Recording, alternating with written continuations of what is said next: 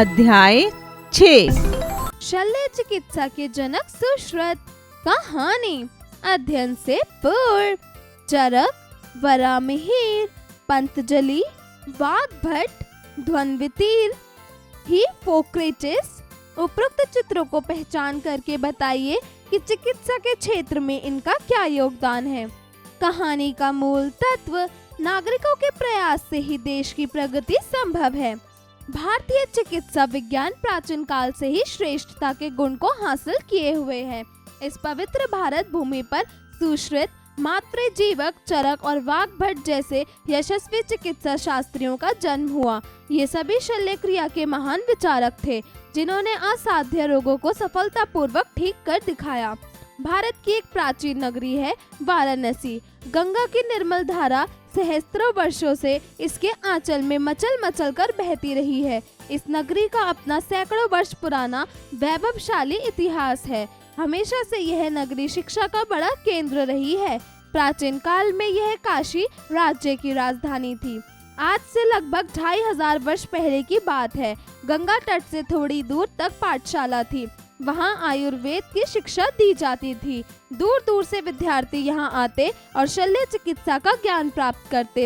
इस पवित्र मंदिर के द्वारा केवल उनके लिए खुले थे जिनका मन मानव सेवा और प्रेम से ओतप्रोत होता था, जिनमें साधना और कठोर परिश्रम करने की लगन होती थी।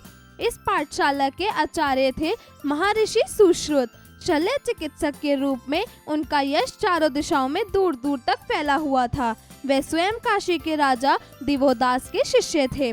दिवोदास को भगवान धन्वंतरि का अवतार कहा गया है। महर्षि विश्वामित्र के पुत्र आचार्य सुश्रुत के प्रारंभिक जीवन से हम सभी ऐतिहासिक रूप से अनभिज्ञ हैं, जिनके जीवन को लेकर कुछ भ्रांतियां प्रचलित है। जैसे बाल्यकाल में वे गंगा की लहरों में खेले, तत्पश्चात उन्होंने काशी के राजा और महान चिकित्सा शास्त्री दिवोदास की देखरेख में चिकित्सा विज्ञान की शिक्षा प्राप्त की। अपने जीवन काल में कई प्रकार की शैल्य तकनीकों की खोज करके उन्होंने अद्वितीयता हासिल की। उनके द्वारा की गई खोजें चिकित्सा शास्त्रियों के लिए प्रेरणा के रूप में उभरी। उनके द्वारा रचित सुश्रुत संहिता एक जीवन प्रमाण है, जो कि प्राचीन भारत के चिकित्सा विज्ञान के क्षेत्र में अपने समय में बहुत आगे है। सुश्रुत संहिता से हमें शल्य चिकित्सा की विशद जानकारी मिलती है। इसमें कुल मिलाकर 120 अध्याय हैं और इन्हें 6 भागों में बांटा गया है: सूत्र स्थान, निदान स्थान, शरीर स्थान, चिकित्सा स्थान, कल्प स्थान और उत्तर स्थान। इस ग्रंथ में शल्य चिकित्सा की विधियों और उसमें काम आने वाले यंत्रों तथा शस्त्रों के बारे में व्यापक जानकारी दी गई है। शरीर के किसी भाग में मवाद पेड़ जाने पर चीरा लगाना आवश्यक होता है। यह महत्वपूर्ण तथ्य सुश्रुत से छपा नहीं था। उन्होंने इस बारे में स्पष्ट जानकारी दी है कि इस स्थिति में चीरा कैसे और कहाँ लगाएं। इसी तरह जब शरीर के कुछ अंग जल वृद्धि के कारण फूल जाएं, तो उनका जल सुई द्वारा कैसे खींच लेना चाहिए, यह विधि भी उपयुक्त रूप से बताई गई है। मूत्राशय की पथरी, भंगदर, बवासीर और मोतियाबिंद की शल्य क्रिया के साथ साथ जरूरत पड़ने पर मां के गर्भ में चीरा लगाकर शिशु को जन्म देने की शल्य क्रिया और दंत चिकित्सा तथा अस्थि चिकित्सा की बारीकियों का अनूठा वर्णन भी सुश्रुत संहिता में मिलता है। इसके अलावा काया श्रृंगार, प्लास्टिक सर्जरी से जुड़े तरह तरह के ऑपरेशन भी विस्तार से वर्णित हैं। सुश्रुत संहिता में शल्य यंत्रों की संख्या 101 बताई गई है। इन यंत्रों को हिंसक पशु तथा पशुओं के मुंह के आकार के अनुसार नाम दिए गए हैं, जैसे सिंहमुख, सिंह के मुंह जैसा, गृध्मुर्ग, गिद्ध के मुंह जैसा। ये यंत्र आधुनिक शल्य यंत्रों से किसी भी तरह कम ना थे। इनके साथ ही 20 और शल्य यंत्र भी वर्णित हैं। इनके नाम है मंडलाग, कलपत्र, मुद्रिका, ब्रह्मीमुख आदि। ये शल्य औजार प्राय लौह, धातु या चांदी से बनाए जाते थे। इन्हें इस ढंग से बनाया जाता था कि इनकी धार कभी कमजोर ना पड़े और इनमें कभी जंग ना लगे। इन्हें रखने के लिए खास तौर से लकड़ी के डिब्बे भी तैयार किए जाते थे। टांके लगाने के लिए त्वचा और भिन्न ऊतकों की मोटाई और रचना को ध्यान में रखते हुए तरह तरह के धागे भी विकसित किए गए थे। कुछ का आधार रेशम की डोर होती थी तो कुछ सूत से बनाए जाते थे। कुछ घोड़ों के बालों से इसी प्रकार कई किस्म की सुइयां भी उपयोग में लाई जाती थी। कुछ पतली, कुछ अधिक घुमाव लिए हुए, कुछ कम और कुछ बिल्कुल सीधी। उन दिनों तरह तरह की रुई, रेशम और मलमल से बनी पट्टियां का भी प्रचलन था। दुर्घटनाओं में अथवा शस्त्र के वार से फट गई आंतों के दो किनारों को एक दूसरे से जोड़ने के लिए सुश्रुत ने एक विलक्षण तकनीक खोज निकाली थी। इसके लिए वे एक किस्म की चींटों का उपयोग किया करते थे। फटी हुई आंत के दो किनारों को साथ मिलाकर उस पर छींटे छोड़ दिए जाते, वे छींटे अपने दांतों से उस पर चिपक जाते, जिससे फटी हुई आंत के दो किनारे आपस में सल जाते थे। अब चींटों का शेष भाग कर काट कर अलग कर दिया जाता और उदर के बाहरी ऊतकों और त्वचा पर टांके कस लिए जाते। कुछ ही दिनों से आंत का घाव भर जाता, साथ ही चींटों का सिर भी ऊतकों से अपने आप घुल मिल जाता था। आजकल शल्य चिकित्सा शरीर के भीतरी अंगों के टांके लगाने के लिए भेड़ की आंत से बनाए गए धागे का उपयोग करते हैं। उद्देश्य यह रहता है कि टांके भीतर ही भीतर घुल जाएं, जिससे टांके निकालने के लिए कम से कम भाग दोबारा ना खोलना पड़े। सुश्रुत संहिता में शल्य चिकित्सा के लगभग हर महत्वपूर्ण पहलू पर विस्तृत जानकारी दी गई है, जैसे ऑपरेशन के बाद क्या क्या सावधानियां बरतनी चाहिए, रोगी का आहार कैसा होना चाहिए, घाव भर जाए इसके लिए कौन कौन सी औषधियां देनी चाहिए आदि। प्राचीन भारत के चिकित्सकों को औषधि विज्ञान के बारे में भी जानकारी थी। उन्होंने बहुत सी जड़ी बूटियों की खोज की थी, साथ ही रसायन भी खोज निकाले थे। ये रोगी का दुख दर्द दूर करने में काम आते थे। शल्य क्रिया के दौरान रोगी को कष्ट ना हो, इसके लिए कुछ ऐसी सक्षम जड़ी बूटियां भी खोज निकाली गई थी, जिनके देने से रोगी गहरी नींद में सो जाता था। मानव शरीर के भीतरी अंगों की जानकारी प्राप्त करने के लिए सुश्रुत ने एक अनूठी विधि खोज निकाली थी। मृत शरीर को पहले किसी वजनदार वस्तु के साथ बांधकर किसी छोटी सी नहर में डाल उत तक फूल जाते। जब झाड़ियों और लताओं से बने बड़े बड़े ब्रशों द्वारा उन्हें शरीर से अलग कर दिया जाता था, इससे शरीर के आंतरिक अंगों की रचना स्पष्ट हो जाती थी। सुश्रुत जितने बड़े शल्य चिकित्सक थे, उतने ही श्रेष्ठ गुरु भी थे। शल्य कला का प्रारंभिक प्रशिक्षण देने के लिए वे अपने शिष्यों को कंदमूल, फल फूल, पेड़ पौधों की लताओं, पानी से भरे मशकों, चिकनी मिट्टी के ढांचों और मलमल से बने मानव पुतलों पर दिनों दिन अभ्यास करवाते। चिरा कैसे लगाना है, उसे कितना लंबा कितना गहरा रखना है, इसका अभ्यास प्राप्त करने के लिए शिष्यों को ककड़ी, करेला, तरबूज जैसे फलों की सब्जियों पर कई कई दिनों तक अभ्यास करना पड़ता था। किसी घाव की गहरी कैसी पहचाने और उसे भरने के लिए क्या तकनीक अपनाएं, यह प्रशिक्षण दीमक खाई लकड़ी के द्वारा दिया जाता, जिससे कि शिक्षार्थी रुग्ण शरीर की स्थिति का सही अंदाजा लगा सके। अभ्यास के दौरान कमल के फूल की डंडी शिरा रक्त वाहिनी बन जाती थी, जिसे शिष्य को सुई द्वारा बेधना पड़ता था। इसी तरह टांका लगाने का प्रशिक्षण तरह तरह के कपड़ों और चमड़ों पर दिया जाता था। खुरदरे चमड़े पर जिस पर से बाल ना हटाए गए हों, खुरचने की कला सिखाई जाती थी। पट्टी बांधने का ज्ञान देने के लिए मानव पुतलों का सहारा लिया जाता था। इस प्रशिक्षण में उत्तीर्ण होने के बाद ही शिष्य के प्रशिक्षण का दूसरा चरण शुरू होता। अब उसे किसी कुशल शल्य चिकित्सक की देखरेख में रख दिया जाता था। वह तरह तरह की शल्य क्रियाएं देखता और उनसे सीखता जाता। फिर कुछ समय बाद जब वह पूरी तरह परिपक्व हो जाता, तब उसे गुरु की देखरेख में स्वयं ऑपरेशन करने की अनुमति दी जाती थी। इस तरह पूर्ण प्रशिक्षण और अनुभव पाकर ही पाठशाला से बाहर निकलता था। सुश्रुत मूलतः शल्य चिकित्सक थे, किंतु उन्होंने क्षय रोग, कुष्ठ रोग, मधुमेह, हृदय रोग एवं विटामिन सी की कमी से होने वाले रोग सकीव्र के बारे में भी महत्वपूर्ण जानकारी दी। ईसा से 600 वर्ष पूर्व और 1000 ईस्वी तक का समय भारतीय चिकित्सा विज्ञान के लिए स्वर्णिम युग था। आत्रेय, जीवक, चरक और वाघभट्ट जैसे बहुत से यशस्वी चिकित्सा शास्त्रियों ने भारत की पावन भूमि पर जन्म लिया। काशी के साथ साथ नालंदा और तक्षशिला के प्राचीन विश्वविद्यालय भी सैकड़ों वर्षों से उच्च कोटि की शिक्षा के लिए विश्वविख्यात रहे। यहाँ दूर दूर से विद्यार्थी आते और चिकित्सा विज्ञान में निपुण होकर मानव कल्याण की प्रतिज्ञा लेते। चिकित्सा विज्ञान के कुछ इतिहासकारों का तो यह भी कहना है कि यूनानी चिकित्सा पद्धति के बहुत से सिद्धांत प्राचीन भारतीय चिकित्सकों के विचारों पर ही आधारित हैं।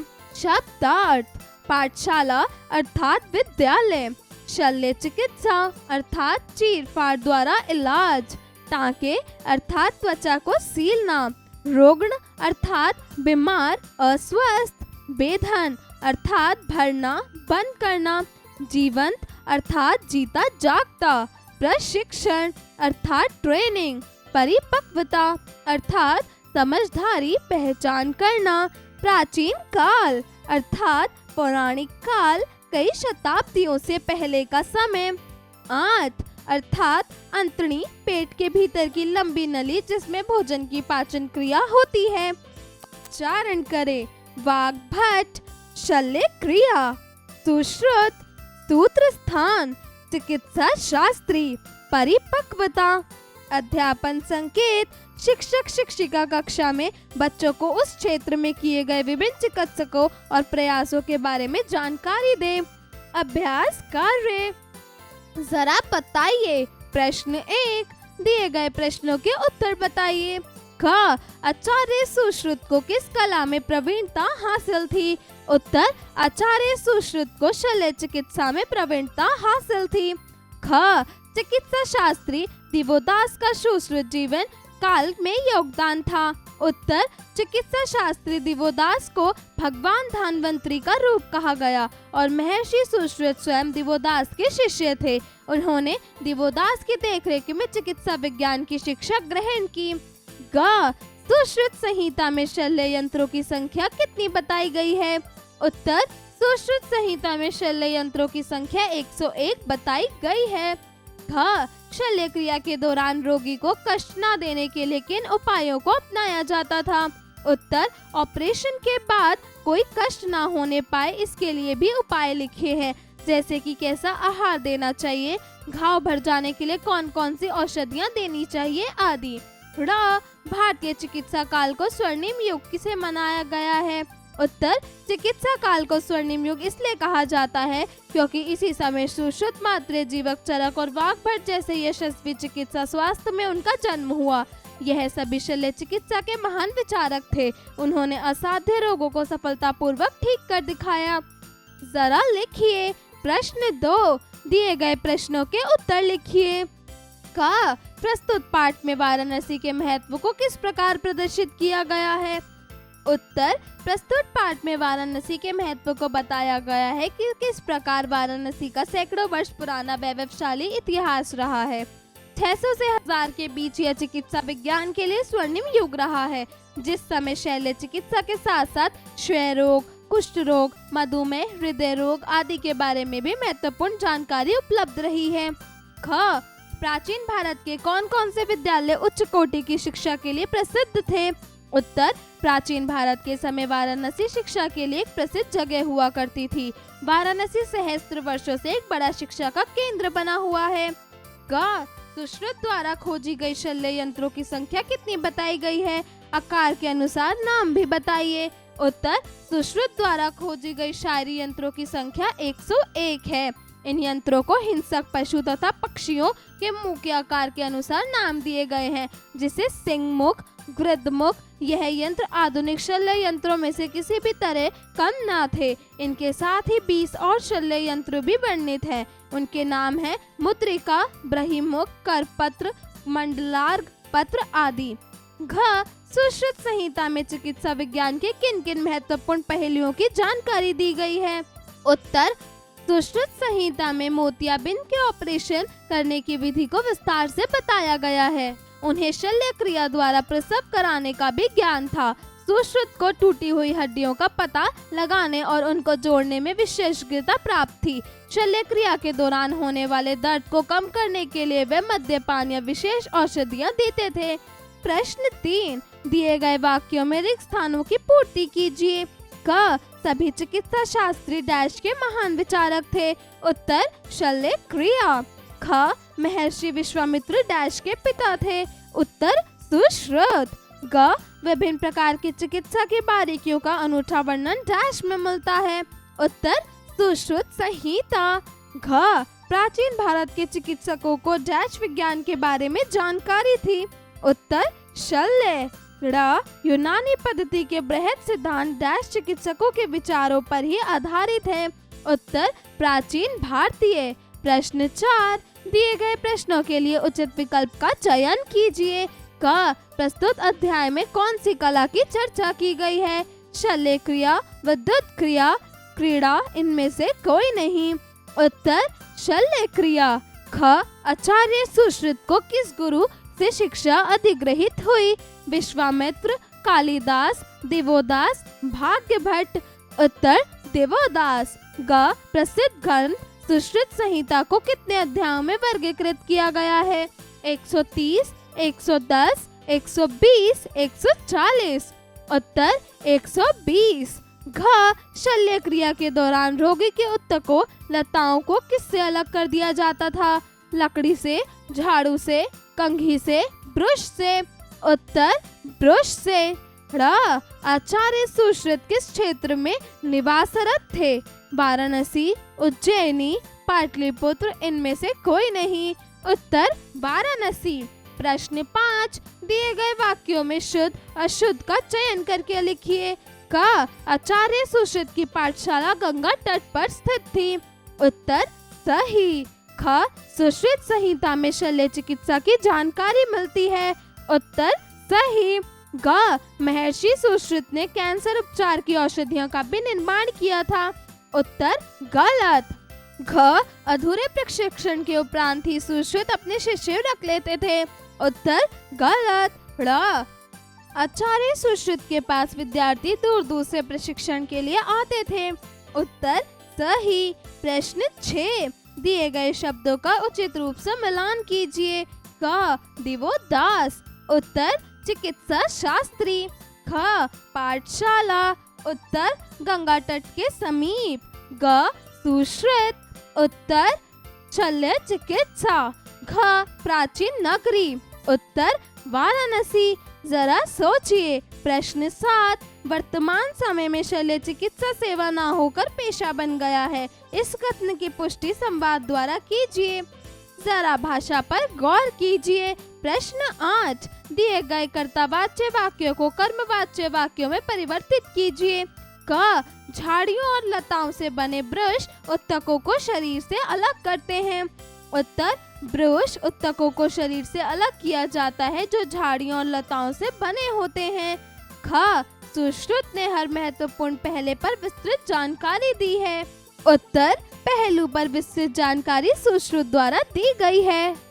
ग आचार्य सुश्रुत ने बहुत सी जड़ी बूटियों की खोज की थी। उत्तर हर महत्वपूर्ण बहुत सी जड़ी बूटियों की खोज आचार्य सुश्रुत ने की थी। प्रश्न 9, दिए गए शब्दों का विच्छेदन करके लिखिए। क आयुर्वेद। उत्तर आयु जमा वेद। ख चिकित्सक। उत्तर चिकित्सा जमा अक। ग विश्वामित्र। उत्तर विश्व जमा अमित्र। घ परिपक्वता। उत्तर परिपक्व जमा ता। ड़ महत्वपूर्ण। उत्तर महत्व जमा पूर्ण। प्रश्न 10, दिए गए शब्दों से 2-2 अर्थ लिखकर वाक्य निर्माण कीजिए। क गंगा। उत्तर भागीरथी जाह्नवी। गंगा का जल अमृत समान होता है। ख काशी। उत्तर वाराणसी तीर्थ स्थान। वाराणसी शिक्षा का पुरातन स्थल है। ग किनारा। उत्तर तट हाशिया। गंगा किनारे की आरती का नजारा अद्भुत होता है।